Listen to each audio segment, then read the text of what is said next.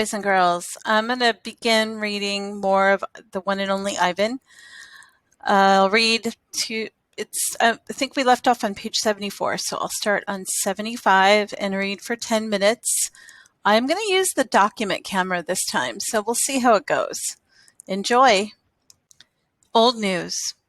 When Julia comes, she sits by Stella's domain and watches the new baby. She barely talks to me. Stella doesn't talk to me either. She is too busy nuzzling Ruby. She's cute, little Ruby, with her ears flapping like palm leaves.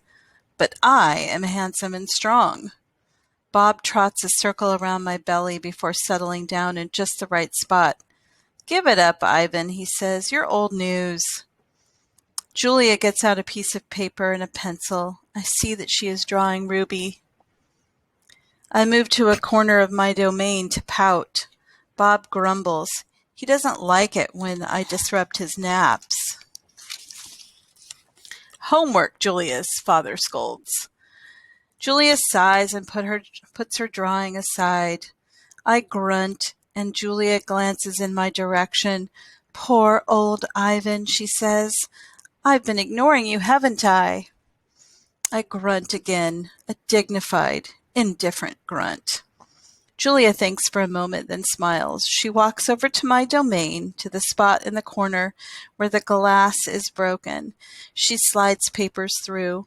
She rolls a pencil across my cement floor. You can draw the baby elephant too, Julia says. I bit the pencil in half with my magnificent teeth. Then I eat some paper. Even after Julia and her father leave, I try to keep sulking, but it's no use. Gorillas are not, by nature, pouters.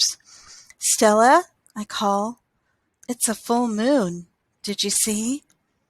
Sometimes, when we are lucky, we catch a glimpse of the moon through the sky in the food court. I did, Stella says. She's whispering, and I realize that Ruby must be asleep. Is Ruby all right? I asked.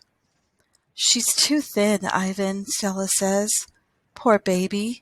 She was in that truck for days. Mac bought her from a circus, the same way he bought me. But she hadn't been there long. She was born in the wild like us. Will she be okay? I ask. Stella doesn't answer my question. The circus trainers chained her to the floor, Ivan.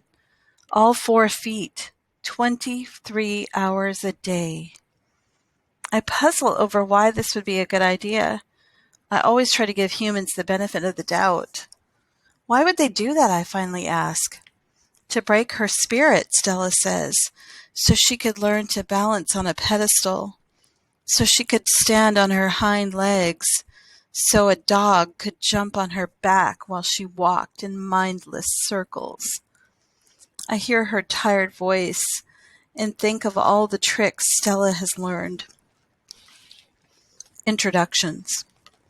When I awake in the next morning, I see a little trunk poking out between the bars of Stella's domain. Hello, says a small, clear voice. I'm Ruby. She waves her trunk. Hello, I say. I'm Ivan.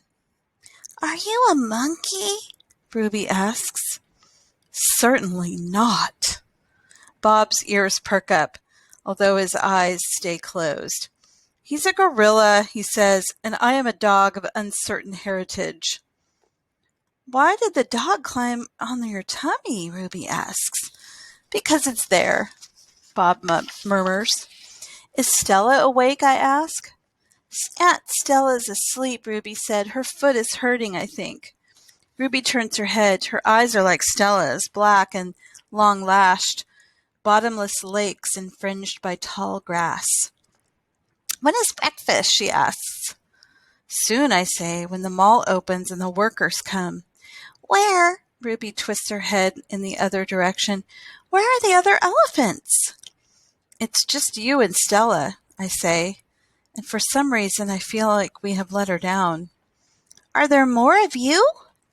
Not, I say, at the moment. Ruby picks up a piece of hay and considers it. Do you have a mom and dad? Well, I used to. Everyone has parents, Bob explains. It's unavoidable. Before the circus, I used to live with my mom and my aunts and my sisters and my cousins, Ruby says. She drops the hay, picks it up, and twirls it. They're dead. I don't know what to say.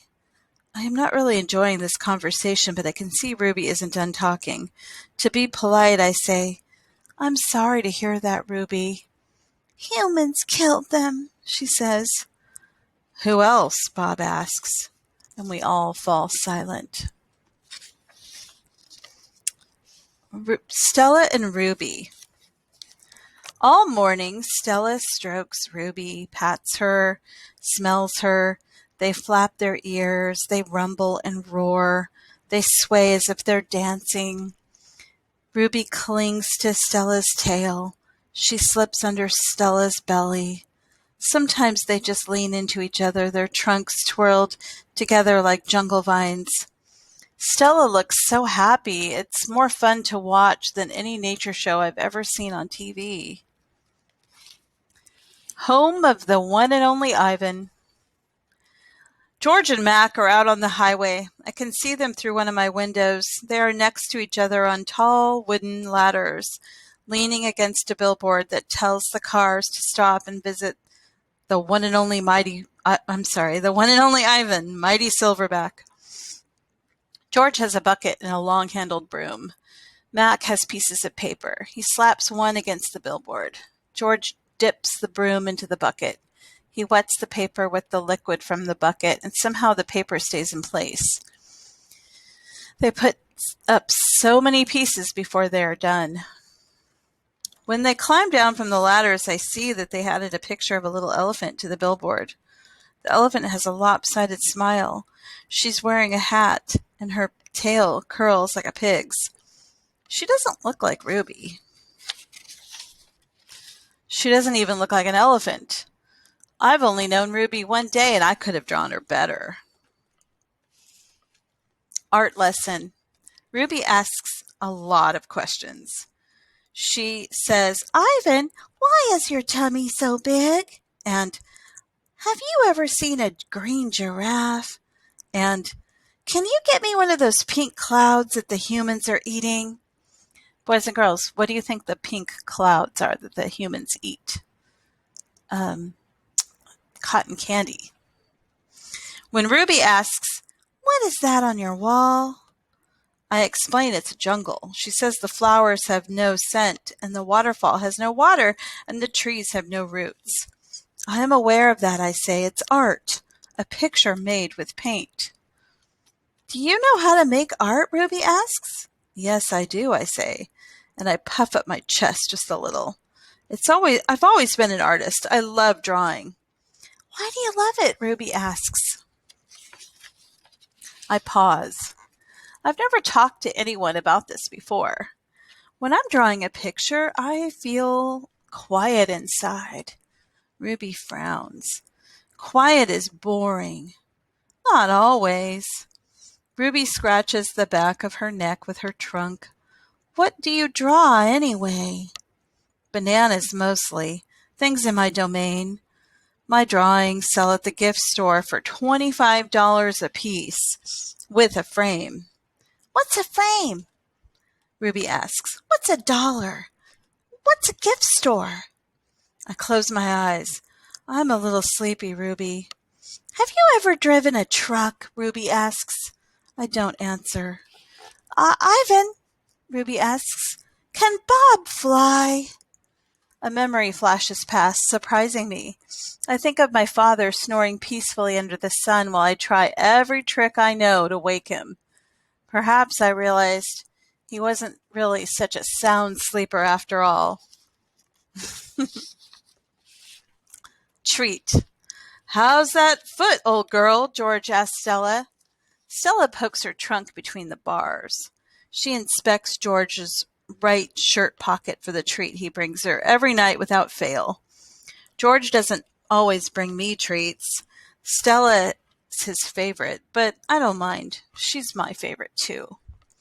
Stella sees that George's pocket is empty. She gives George a frustrated nudge with her trunk, and Julia giggles. Stella moves to George's left pocket and discovers a carrot. Nimbly, she removes it. Mac walks past. Toilet's plugged up in the men's bathroom, he says. Big mess. I'll take care of it, George sighs. Mac turns to leave.